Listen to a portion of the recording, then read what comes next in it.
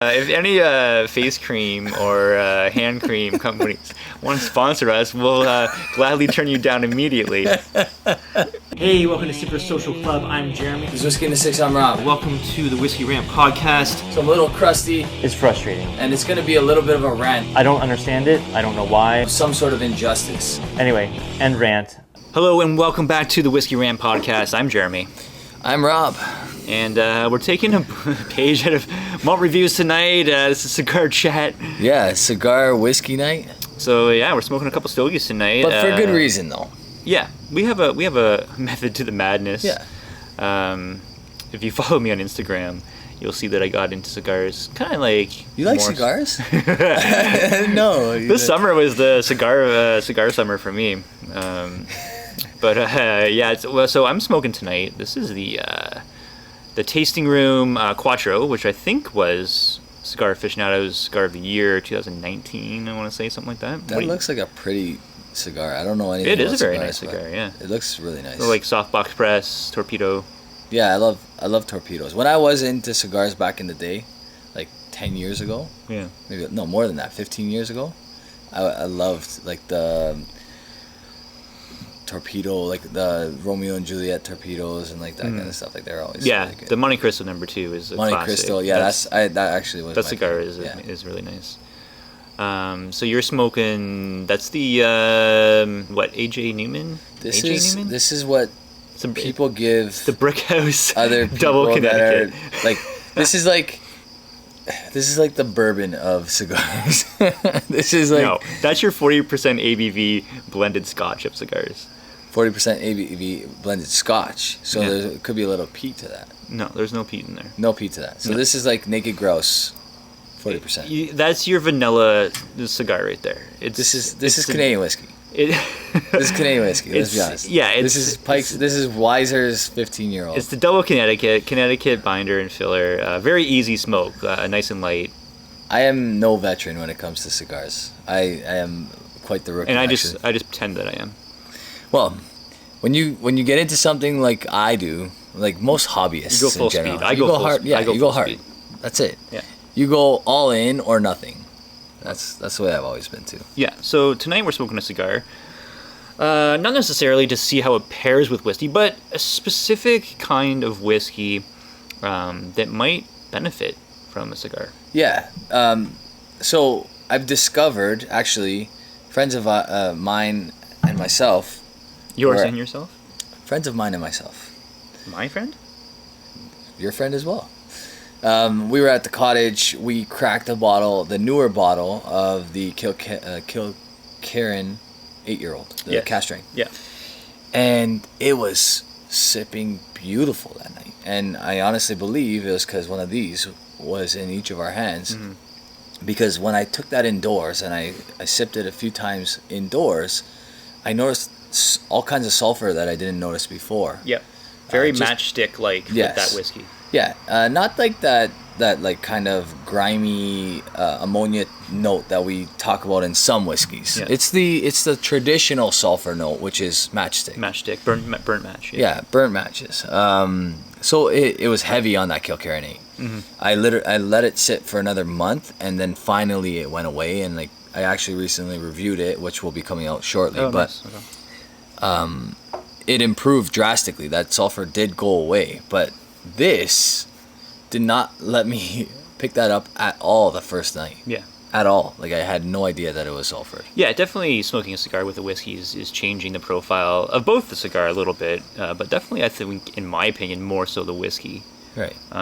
So yeah, we're talking about sulfur in whiskey, and we have an example of what you can do about that. Yeah. If it's kind of off-putting a little bit. Mm-hmm. Yeah. So this Coopers Choice Bunnahabhain was gifted to me by our friend Tyler. Which he also gifted me the same bottle, which is super nice of him. Absolutely. It's a 19-year-old Bunnahabhain. Yeah. 19-year-old Bunnahabhain, 50.5% at cask strength.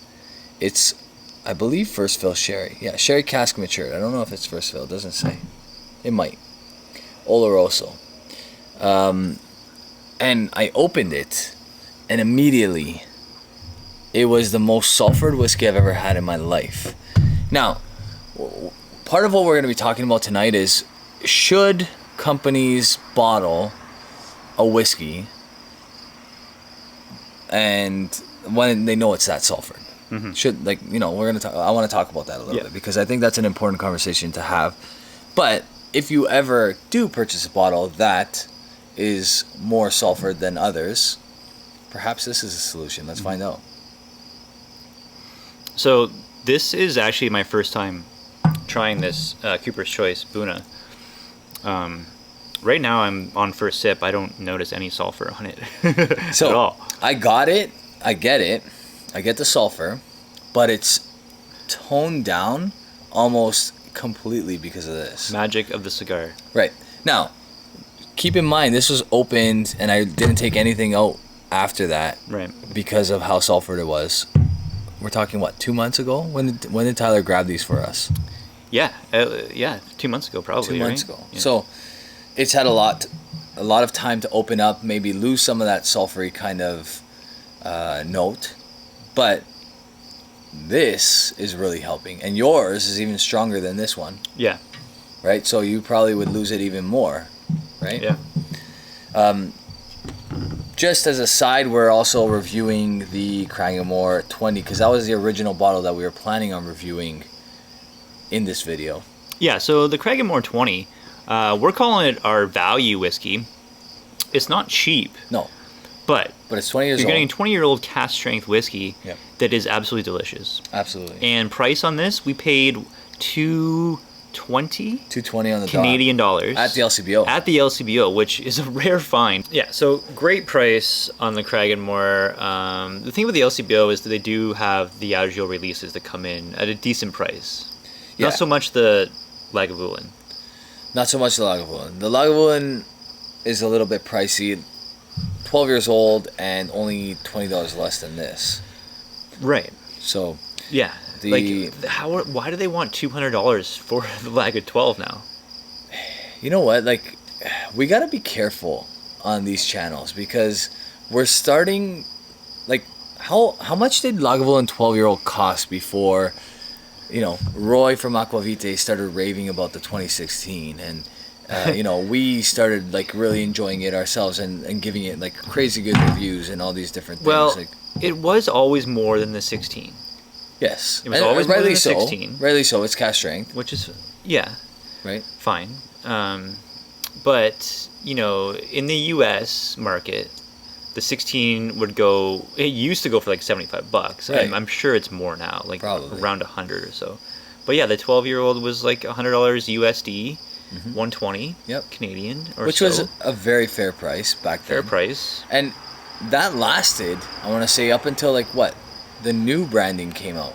The new like Eagle bottles came out. Like the flower designs. Yeah. Because in Alberta we could still get that older version of the 12-year-old for, you know, you're looking at like 120, 130 Canadian. Now, I'm sure that's their most popular special release as far as volume is concerned. Yeah, and it has been notoriously, so that's also what they built that whole series on. They built that whole series on the fact that they were successfully selling the 12-year-old cask strength from Lagavulin every year. Yeah, and people pleading with them, like, you know, do more stuff. Do more cask strength. Yeah, and they did, and they listened, which is rare. rare. They listened, and they came out with the quality, too. Like, yeah, like all of these have been great. All the ones I've tried, like all the Talisker 8s that were cask strength, the Talisker 15 that was cask strength, that was also a great deal at like $150. Yeah. So that's what I'm saying. Like, you got the Talisker 15 that was $150, but now you have the Lagavulin 12-year-old that's $200+. Like, why? Yeah. I know people collect it. I know that's like a thing. Like, people have collected it from 10 years ago when it first, like, who knows, I don't even remember when it first came out. Yeah. But I know people collect that, and I know people collect like stuff like, you know, it's a collector item. It has a date on it, which makes it collectible, right? But should it be $200? No. This is a great buy. And the last year, the year before that, the 2019, the 12-year-old was a great buy. Yeah. You know? Yeah, so this Cragganmore, like, for me, I'm thinking it's mostly ex-bourbon matured. I don't know if it discloses or not. Well, like we said, Diageo often adds color. So I guess really we can't go by the color to know whether or not it's mostly ex-bourbon. It's true. It says refill casks. If they were somewhat, generous in appearance, then we would assume that maybe there's a couple sherry casks in there. Yeah, so for me, what I'm getting is mostly ex-bourbon style notes. So like a lot of like vanillas, the honey note I really like in here, some tropical fruit. The malt characteristics great. I think that's what it is right there. What you just said is if you're still getting that malty note, like if that malty note is very like prominent in a whiskey at 20 years old, it's probably because it's not sherry influenced. Yeah. Right? Because like that kind of gets like hidden under all that like the layers of sherry, you know what I mean? Yeah, I agree, especially if you're getting a lot of first fill casks in there. But yeah, I think this whiskey's great and pairs well with the cigar. Yeah, like every time I take a sip, I get this beautiful melon note that I don't get inside. And I do think it has a lot to do with the fact that A, we're outside, B, we're drinking that while smoking a cigar, because it really like brings out that fruity sweetness. Yeah.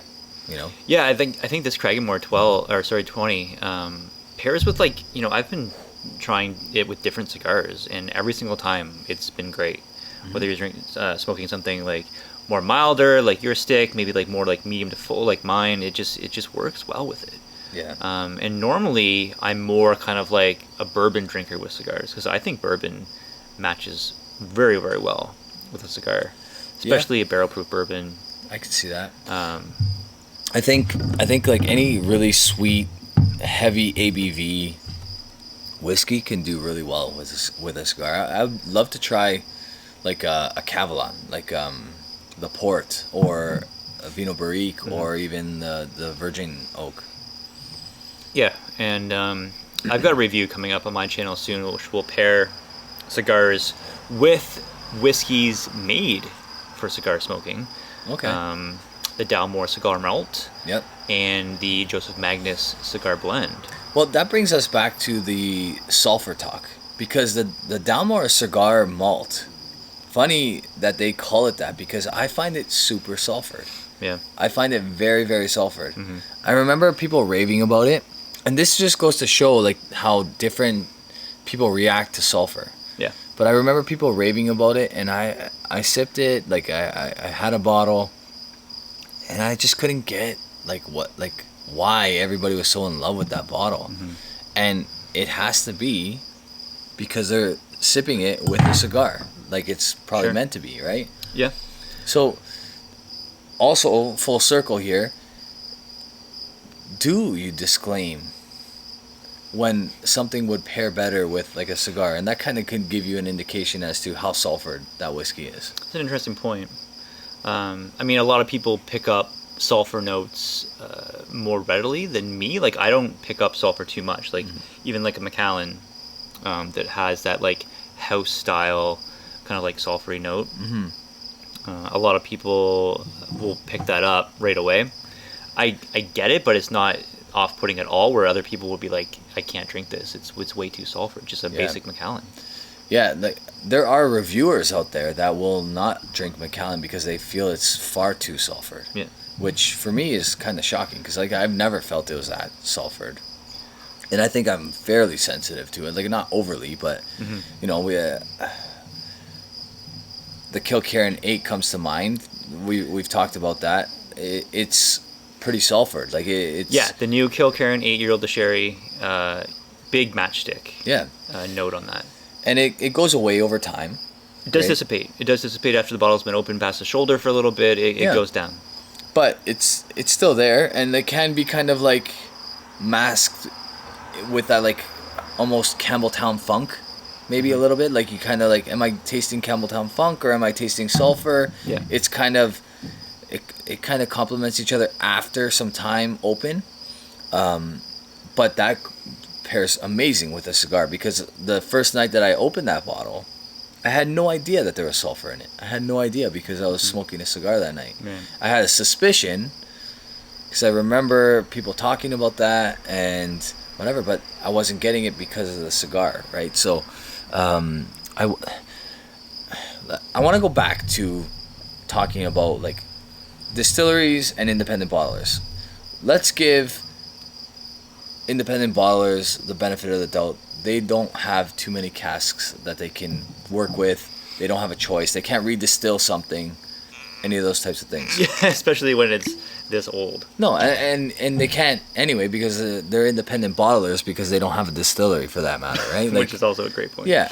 But a distillery should indicate on the bottle, I think, that, you know, sulfur is one of the notes that you will pick up in this whiskey. Like, I understand they want to appeal to their consumers, but there is a good amount of population that doesn't mind sulfured whiskey. So yeah, and I'm one of those people. I think that with this Cooper's Choice Bunnahabhain, more sulfur notes kind of on the nose. I think when I first sipped it, I didn't get any sulfur notes on the palate. Yeah. On the nose, I get a little bit of burnt matchstick. Yep. And as it stays open in the glass, you get less. As the night progresses, the more you get into your cigar, you get less as well. A guy like Tyler buying this blindly, just going by, you know, the boxes we tend to check. Is it natural color? Yes. Is it cask strength? Yes. Is it a Bunnahabhain, which is a great distillery? Yes. It's 19 years old. Boom. It just hit all the boxes. Sure, of course. What do we not talk about? Well, when you're buying blindly, you don't talk about, like, well, how do you anticipate it tasting? Well, if it checks all those boxes 9 times out of 10, it's going to be great. So yeah, and plus Bunnahabhain, never a sulfur note in any Bunnahabhain I've ever tried before. No, right? Exactly. That's not one of the things that. The only one I would say maybe is the PX, the old PX, which the limited release, that's right. Limited edition PX. Yeah. Yeah, because like other than that, their core range, they're not using 100% first fill sherry, right? No. It's always a combination. Yeah. So none of their stuff's like super heavy sherried. Which begs the question: did Bunnahabhain sell this as a cask? Like, they had it as a sherry cask that they sold to Cooper's Choice, or did they sell the liquid and then? Yeah, Cooper's I guess we Choice? don't know, right? Is it something? Because a lot of times a distillery will sell off their stuff that's not their house profile, right? If it's a little off profile for them, they're not going to put it into a vat. Yeah. So they'll sell it off. It could be, definitely. Or, you know, Cooper's Choice, maybe this is their own sherry cask. Could be. My guess, although the imagery on the bottle, the images on the bottle would suggest otherwise, or on the box, sorry. But my guess is that they bought the cask. They bought a Bunnahabhain Oloroso sherry cask. Yeah. And it happened to be sulfured, sorry. And they just went with it because they knew that people would buy it blindly, and it's only one cask, and they can make a decent amount of money off of it.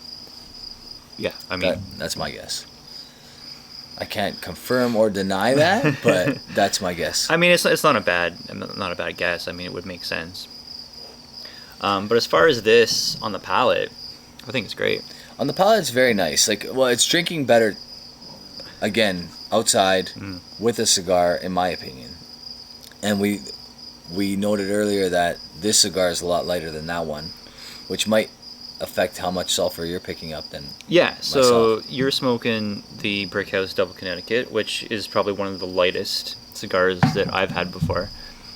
This one, a lot more darker. I'd say this is probably, you know, medium to full bodied, whereas that would be, you know, mild to low body on that one.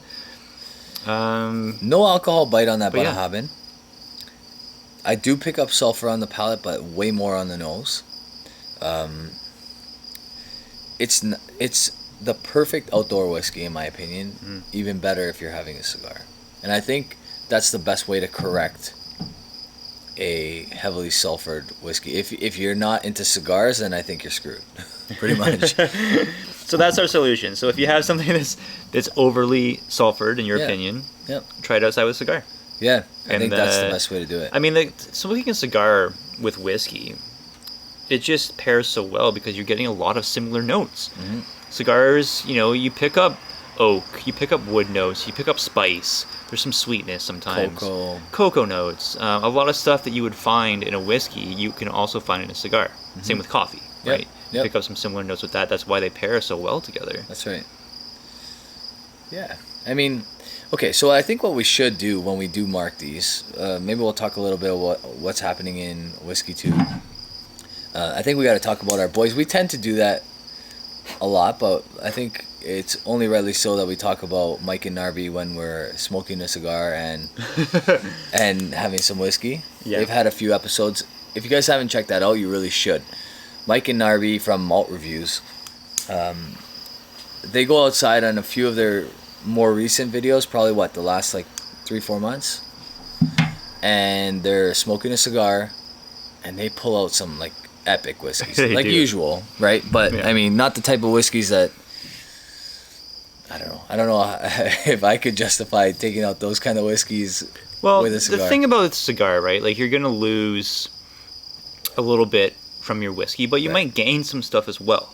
True. I think a good rule of thumb is if you're drinking a heavier whiskey, something like cask strength, you can have a heavier cigar. Yep. Drinking something a little more lighter, maybe you want to pair it with a lighter cigar. Not to say that you can't enjoy, the contrast between a heavier whiskey and lighter cigar, or vice versa. Yeah. But I think that you're going to lose more out of a delicate whiskey than you would lose from smoking a delicate cigar. Yeah. I think this Cragganmore really, really, really does well with a cigar in hand. Yeah. It's a great whiskey indoors, outdoors, wherever you drink it. But with the cigar, there's a new element that I've never tasted in it before. And I mean, I've done some damage to this bottle. It's not a brand new bottle. You know what I mean? And I've had a couple different whiskeys with the Cragganmore, and they've all been great pairings with it. Cigars. Sorry. Yeah. I have a couple different cigars with the Cragganmore. Yeah. And it's always performed good. Yeah, I think tonight what we should do is we should give these 2 marks. Give these a mark. Well, you can't really judge this one without, because you haven't tried it indoors yet. Right, or without a cigar. Right. But maybe we can give the Cragganmore 2 marks. An indoor mark and an outdoor mark. Sure. Or an indoor mark and an outdoor with cigar mark. Because I do feel it's different. The mark changes for me. Yeah, I mean, it's hard for me to mark them like that. I mean, I can definitely give you my mark just on the whiskey alone, because I've had lots of experience with it. Yeah. Yeah, I don't know. It seems like it's apples and oranges, I feel. Yeah, and that's how I kind of feel about all whiskey when it comes to, drinking indoors versus outdoors. Yeah. Is that it's a completely different experience. Almost could be a completely different whiskey. Sure, because when you're drinking outdoors with a whiskey, we talked about it before, you're losing what you pick up on the nose, right? We said maybe even 30 to 40%. Just because when you're outside, lots of other smells are happening, right? There's grass, there's trees, a little bit of breeze, might affect the nose as well. Palate, more or less the same, maybe a little bit different, but more so on the nose for sure. Yeah. It's funny because my neighbor Dave will bring out a Scotch for me every once in a while. He'll bring it outside. He won't tell me what it is. He's like, you tell me what it is. And for me, it's the hardest thing in the world. Yeah. Because I rely so heavily on my nose to pinpoint what whiskey that is. You've seen me in blind tastings. 9 times out of 10, I'm just nosing it, and I already know what it is. If I'm gonna know what it is, I know it on the nose. Yeah. More than the palate. Yeah. It's rare that I have to sip it to find out what it is, and if I don't know by the nose, it's usually I'm not gonna know, or it'll take me a little while for it to come to me. Right. So nose is a good portion of my indicator as to what that whiskey is, and that's taken away from you outdoors. Yeah. Like we said, up to 70% of that nose is gone, right? Because you're picking up outdoor smells. 40%. Yeah. Well, you're saying 40. You're subtracting 40. I'm saying that I'm probably you're only at picking 30. up 70% of the nose. You're losing 30%. See, I feel I'm 30% capability outside. So I misunderstood what you were saying there. I thought I'm saying that I have less than 50% capability of nosing a whiskey outside. Wow.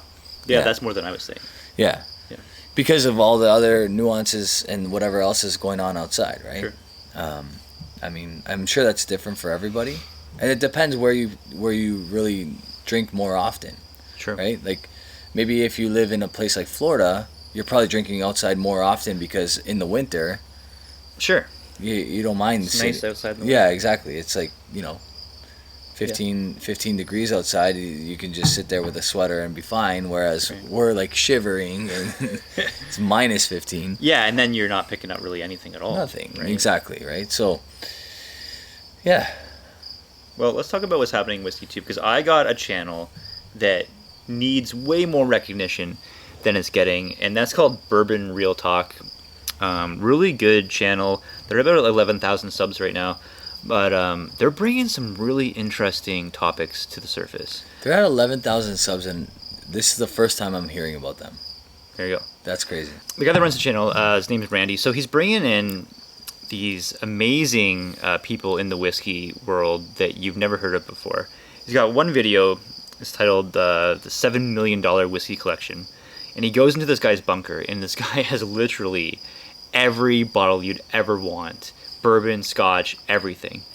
Absolutely insane that he got access. He's really well connected to be able to go into this guy's bunker and film this stuff. You have to check this video out. It's absolutely amazing. And more recently, he did a video where he goes to Whiskey House Nashville, which is a really cool thing that they've done, and they've kind of set up this like non-profit, private whiskey bar, more or less. It's more like a private whiskey collection. It's a non-profit. They raise money for charity, and what they do is they get people to donate bottles, and I'm talking like epic bourbons, like stuff that old dusty. Wild turkeys, BTACs, Pappies, everything.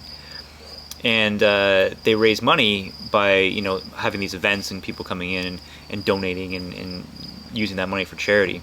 Cool. So they've assembled this insane collection of bourbons. Really cool idea. So he kind of brings light to that, interviews a gentleman, one of the founders of this place. Very, very interesting. So if you haven't checked out Bourbon Real Talk, make sure you get on there, give him a sub. I'm going to check him out for sure. Very, very interesting stuff. And great guy, really good channel. Definitely needs some attention for sure. Awesome. Yeah, I'll definitely have to check that guy out. And, of course, our boys that do this all the time, check out Malt Reviews. Malt Reviews, yeah. Taking a little page out of their whiskey and cigar chats. Yeah. Great idea. I mean, it's something that I think this is the 4th cigar I've had all summer, so I'm not a big cigar guy. Yeah. Right? But I used to be. Like, for me, it was always just kind of like a casual cigar here and there. And yeah, of course, if you follow me on Instagram, you've seen the explosion that has happened for me in cigars this summer. But I mean, the pairings with whiskey is it's nice. It goes, I mean, this Cragganmore is drinking beautifully tonight, and I honestly think it has a lot to do with this cigar. What are we gonna mark these guys? What are you thinking? All right, so score wise, you wanna mark the Cragganmore just on the whiskey alone. So have you had any experience with this indoors though? The Cragganmore? Yeah. Yes, lots. Okay, so then I think we should give it a mark for both. Okay. If we can, if you think you can. Yeah, definitely. Okay. So for me, the Cragganmore, like I said, great balance between the malt characteristic, the sweet honey, the oak's nice and rounded, very creamy. I think it's just one of those perfect, I want to say mostly ex-bourbon matured whiskeys. Mm-hmm. I think for me, it's a very, very solid 90, and I think for the price point, for $2.20 Canadian, a bottle at the LCBO that is rare to find.